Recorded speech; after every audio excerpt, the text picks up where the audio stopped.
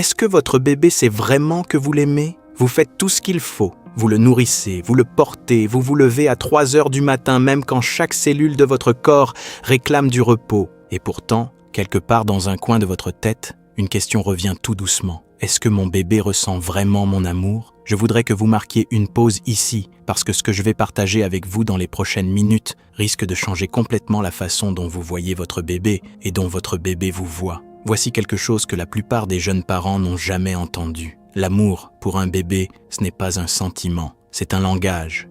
Et comme tout langage, il doit être parlé d'une façon que votre bébé peut réellement comprendre. Si vous ne le parlez pas de la bonne manière, votre bébé ne le reçoit peut-être pas, même quand vous donnez absolument tout ce que vous avez. Mais voici la partie surprenante. Il existe 7 choses précises, 7 gestes simples du quotidien que les neurosciences et la psychologie du développement ont identifiés comme étant ce que les bébés enregistrent réellement comme de l'amour. Pas du confort seulement, pas juste du soin, de l'amour. Et la plupart des parents n'en font que 2 ou 3 sans même savoir que les autres existent. À la fin de cette vidéo, vous connaîtrez les 7. Et surtout, vous comprendrez pourquoi chacun fonctionne, ce qui se passe réellement dans le cerveau de votre bébé quand vous le faites. Parce qu'une fois que vous comprenez ça, ces gestes ne ressembleront plus à de simples conseils. Ils ressembleront à une conversation, une vraie, profonde conversation entre vous et votre bébé qui se déroule depuis le début. Vous n'aviez juste pas les mots pour la nommer. Avant d'entrer dans le vif du sujet, il y a une chose essentielle que vous devez comprendre sur le cerveau de votre bébé. Je vous promets de rester simple, parce que c'est en réalité fascinant quand on le voit vraiment. À la naissance, le cerveau de votre bébé n'était développé qu'à environ 25%. 25% seulement. Le reste, le traitement émotionnel, la capacité à s'autoréguler, les fondations de la confiance et de la sécurité, tout ça se construit en ce moment même, en temps réel. Et qui le construit? Vous, vos actions quotidiennes, vos réponses, votre présence. Il existe en neurosciences un concept appelé le principe de réciprocité. Développé par des chercheurs du Centre sur le développement de l'enfant de Harvard, l'idée est la suivante. Chaque fois que votre bébé émet un son, fait un geste, une expression faciale, et que vous y répondez, vous câblez littéralement son cerveau. Vous posez des connexions neuronales qui vont façonner la façon dont il vivra l'amour, la connexion et la sécurité pour le reste de sa vie. Mais voici ce que la plupart des parents ne réalisent pas. Ce ne sont pas les grands moments qui comptent le plus. Pas les photos parfaitement mises en scène, ni les jouets coûteux, ni même les heures passées à vous demander si vous faites bien. Ce sont les petits gestes répétés au quotidien, les micro-moments, ces choses que vous faites presque sans le remarquer. Et c'est exactement ce que sont ces 7 actions. Chacune envoie un signal précis au cerveau en développement de votre bébé. Un signal qui dit « tu es en sécurité, tu es vu, tu es aimé ». Et quand ce signal est envoyé de façon constante, chaque jour, quelque chose de remarquable se produit. Votre bébé ne se sent plus seulement aimé, il commence à faire confiance au monde.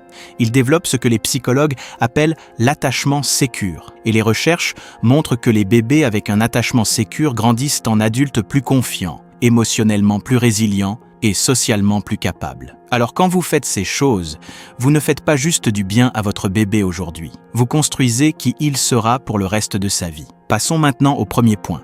Regardez-le comme s'il était la seule personne dans la pièce. Ça paraît simple, peut-être même évident, mais restez avec moi parce que ce qui se passe réellement quand vous faites ça va vous surprendre. Votre bébé ne comprend pas encore les mots. Il ne peut pas suivre une conversation, lire un signe ou saisir un concept. Mais il y a une chose pour laquelle il est absolument extraordinaire dès les premiers jours de vie, lire les visages. Votre visage en particulier. Des chercheurs ont découvert que les nouveau-nés préfèrent regarder les visages plutôt que presque tout autre stimulus visuel. Et pas n'importe quel visage. Le vôtre, celui qu'ils entendaient et ressentaient depuis des mois avant même de naître. Quand votre bébé vous regarde, il ne vous voit pas simplement. Il vous lit, il analyse vos yeux, vos expressions, votre énergie, et il en tire des conclusions. Et voici la partie qui devient vraiment intéressante. Quand vous faites du contact visuel avec votre bébé et que votre visage est chaleureux, ouvert et présent, le cerveau de votre bébé libère de l'ocytocine, l'hormone de lien, le produit chimique de l'amour, la même hormone qui vous a inondé quand vous l'avez tenu pour la première fois. Ça se passe aussi en lui, à cause de vous,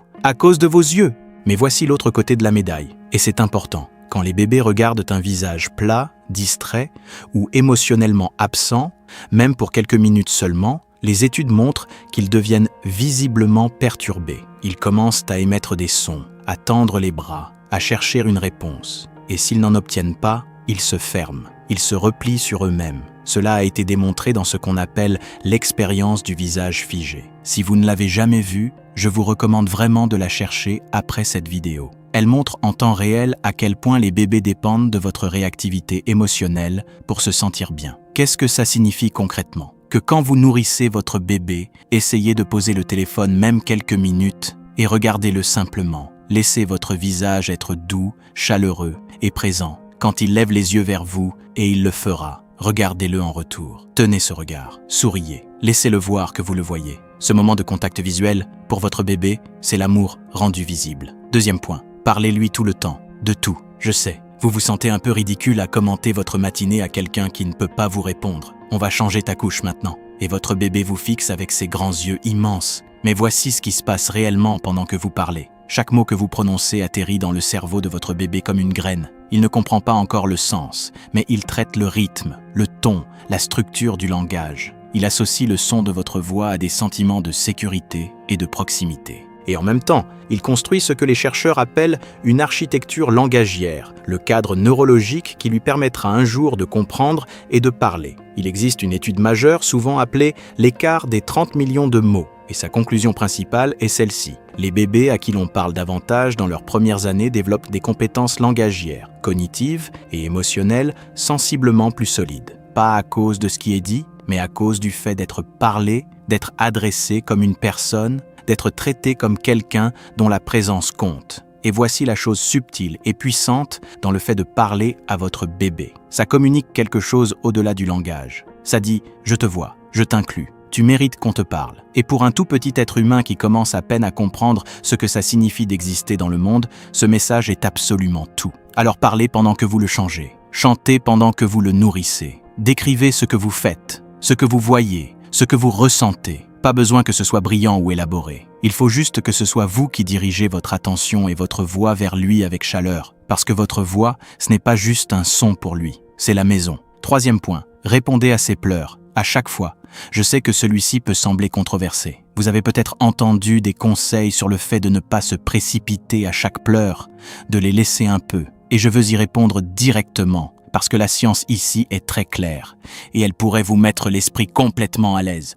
On ne peut pas gâter un bébé de moins de 6 mois. Ce n'est pas une opinion, c'est de la psychologie du développement. Les bébés à ce stade n'ont aucune notion de manipulation. Ils ne pleurent pas pour vous contrôler. Ils pleurent parce que pleurer est leur seul outil de communication. C'est le seul moyen qu'ils ont de dire « j'ai besoin de quelque chose, je suis mal à l'aise, j'ai peur, j'ai besoin de toi ». Et quand vous répondez de façon cohérente, chaleureuse et fiable, quelque chose d'extraordinaire se passe dans le cerveau de votre bébé. Il commence à développer ce qu'on appelle une base sécure, un sentiment intérieur que le monde est sûr, que quand il a besoin d'aide, l'aide viendra, qu'il n'est pas seul. C'est le fondement de la confiance.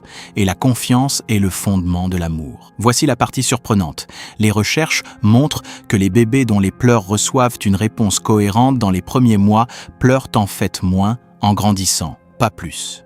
Parce qu'ils ont appris que leurs signaux fonctionnent, qu'ils sont entendus. Et cette sécurité leur permet de se détendre dans le monde plutôt que de tendre constamment les bras dans la détresse. Mais je veux reconnaître quelque chose, parce que c'est la vraie vie. Parfois, vous ne pouvez pas y aller immédiatement. Parfois, vous êtes au milieu de quelque chose et ça prend 1 minute. Parfois, vous êtes épuisé et débordé, et vous avez besoin d'un moment pour respirer avant de répondre. Et c'est normal. Les recherches ne parlent pas de perfection, mais de cohérence, de la tendance générale, du message global envoyé à travers des centaines et des milliers d'interactions qui dit « Je t'entends, j'arrive ». Ce message, c'est l'amour dans sa forme la plus pure. 4e point, et celui-là est souvent le plus surprenant. Narrez vos gestes. Restez avec moi ici, parce que c'est subtil, mais incroyablement puissant. Vous touchez déjà votre bébé en permanence. Vous le portez, le baignez, l'habillez, le nourrissez. Mais il y a un petit ajustement que vous pouvez faire qui transforme le toucher ordinaire en quelque chose de neurologique significatif.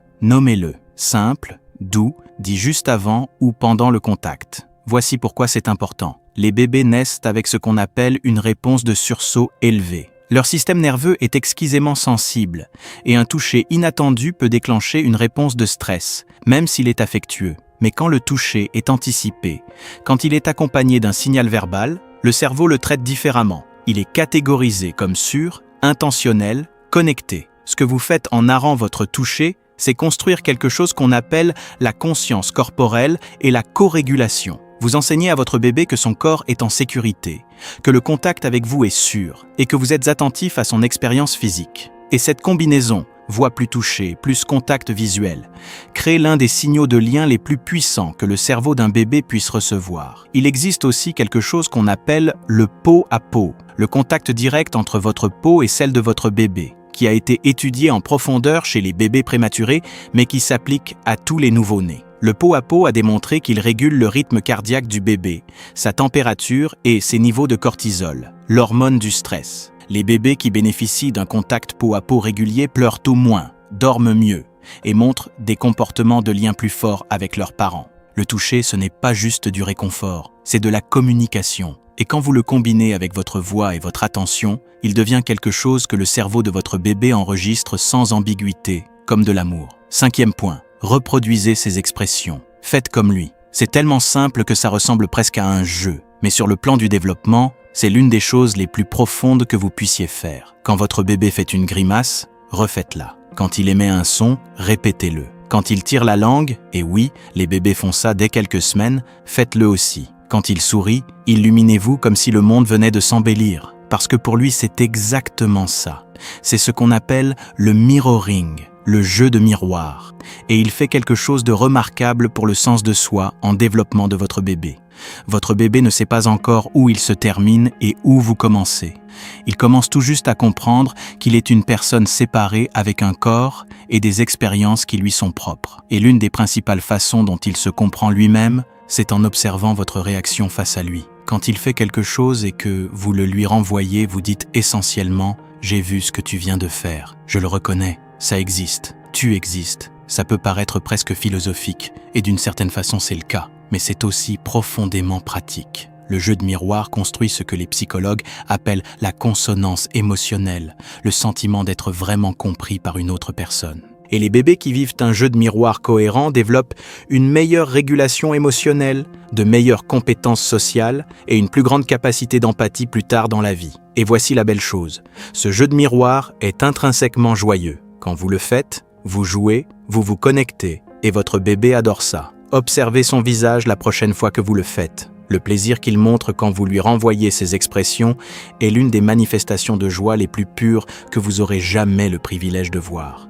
Mais voici ce que la plupart des parents ne réalisent pas à propos du jeu de miroir. Il fonctionne dans les deux sens. Votre bébé vous fait aussi de l'effet miroir. Il observe vos états émotionnels et commence à calibrer les siens en conséquence. Quand vous êtes calme, il se sent plus calme. Quand vous êtes anxieux, il le ressent. C'est pourquoi votre propre régulation émotionnelle, trouver des moments pour respirer, pour vous réinitialiser, pour être présent, n'est pas seulement bon pour vous. C'est directement bon pour votre bébé. Vous êtes son miroir émotionnel. Et c'est quelque chose de beau, d'humble et de puissant à la fois. 6e point, créer des rituels. Un rituel n'a pas besoin d'être élaboré. Il n'a pas besoin d'être parfait pour les réseaux sociaux. Il peut être aussi simple que la façon dont vous commencez toujours le bain, la même chanson, les mêmes mots, le même ordre, ou la façon dont vous tenez votre bébé avant de dormir, la même position, le même son, la même chaleur. Voici pourquoi ça compte bien plus que ça ne le paraît. Les bébés vivent entièrement dans le moment présent. Ils n'ont pas de passé dont ils se souviennent et pas d'avenir qu'ils peuvent anticiper. Pas encore. Le monde, de leur point de vue, est un flux constant de nouvelles sensations, d'expériences. Et ça peut être accablant. Ce que font les rituels, c'est créer des îlots de prévisibilité dans ce flux. Des moments que le système nerveux de votre bébé commence à reconnaître, à anticiper, à se sentir chez soi dans. La prévisibilité, pour un bébé, c'est la sécurité. Et la sécurité est le terreau dans lequel l'amour pousse. Il y a aussi quelque chose qu'on appelle le conditionnement classique. Une forme très basique d'apprentissage dont même les nouveau-nés sont capables. Quand la même séquence d'événements se répète, le cerveau commence à les associer. Donc si vous chantez toujours une chanson particulière avant l'endormissement, votre bébé finira par se détendre au son de celle-ci avant même que le sommeil ne commence. Son corps se préparera, son cortisol baissera, sa respiration ralentira. Vous avez créé un signal, un raccourci vers le calme. Et ce raccourci est fait de votre voix, de votre présence, de votre constance. Pensez aux rituels dans votre propre vie, ceux qui vous ancrent, le café du matin, le chemin familier, la chanson qui vous transporte quelque part. Imaginez maintenant que vous avez 3 mois, et que quelqu'un construit ces ancres pour vous chaque jour. C'est ce que vous faites quand vous créez des rituels avec votre bébé. Vous bâtissez un monde qui a du sens, un monde qui est sûr, un monde fait de vous. 7e et dernier point, et honnêtement, peut-être le plus important de tous. Soyez présent, vraiment, pleinement présent. Pas parfait, pas toujours calme, pas toujours sûr de ce qu'il faut faire, juste présent. C'est celui qui relie tout le reste ensemble. Parce que tout ce dont nous avons parlé, le contact visuel, la parole, la réponse aux pleurs, le toucher, le jeu de miroir, les rituels, tout cela ne fonctionne pleinement que quand vous êtes réellement là. Pas physiquement dans la pièce, mais mentalement, émotionnellement, vraiment là. Et je veux être honnête avec vous sur quelque chose.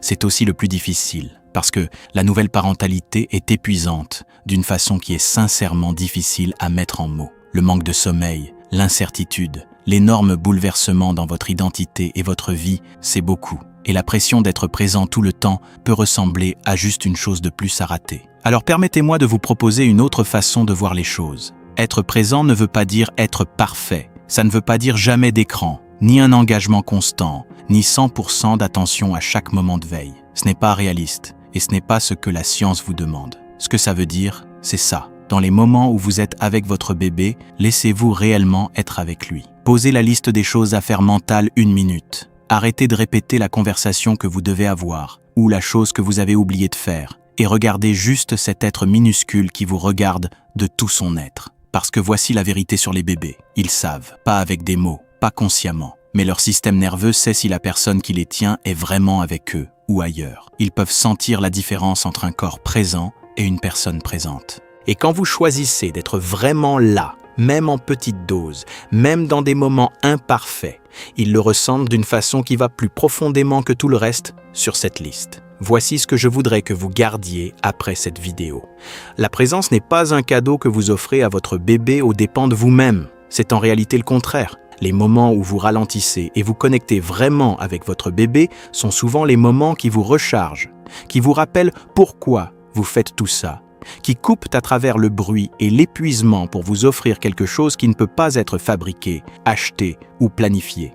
La connexion, vraie, silencieuse, incontestable. Votre bébé n'a pas besoin d'un parent parfait. Il a besoin de vous, le vrai vous, le vous fatigué, aimant, qui fait de son mieux. Et chaque fois que vous vous montrez de l'une des 7 façons dont nous avons parlé aujourd'hui, il l'enregistre, il le stocke, il est construit par ça. Permettez-moi de récapituler. 7 choses, 7 gestes quotidiens qui parlent le langage que votre bébé est né pour recevoir. Regardez-le avec chaleur et toute votre attention. Parlez-lui comme s'il était déjà la personne qu'il est en train de devenir. Répondez à ses pleurs avec cohérence et bienveillance. Nommez votre toucher pour qu'il soit vécu comme sûr et intentionnel. Reproduisez ses expressions avec joie. Créez des rituels qui rendent son monde prévisible et ancré. Et soyez présent, vraiment, pleinement, imparfaitement présent. Aucun de ces gestes ne nécessite de l'argent. Aucun ne requiert la perfection. Aucun ne demande quelque chose que vous n'avez pas déjà en vous. Ce qu'il demande, c'est la conscience. La conscience que votre bébé n'attend pas de grandir pour commencer à comprendre le monde. Il le comprend dès maintenant, à travers vous, à travers votre visage, votre voix, votre toucher, votre constance, votre présence. Chaque jour, vous écrivez le premier chapitre de qui il sera. N'oubliez pas de vous abonner à ma chaîne YouTube pour découvrir encore plus de contenu comme celui-ci.